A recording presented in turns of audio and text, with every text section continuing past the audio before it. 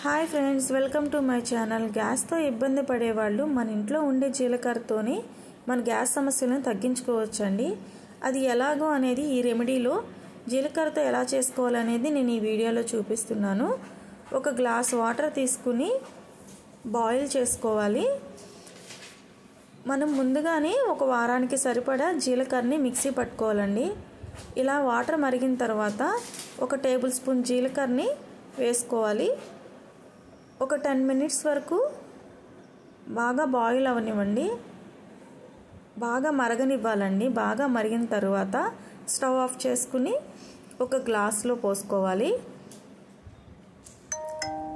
గోరువెచ్చగా ఉన్నప్పుడు ఈ వాటర్ని ఎర్లీ మార్నింగ్ ప్రతిరోజు మార్నింగ్ టైంలో ఒక 1 వీక్ ఇలా ట్రై చేయండి.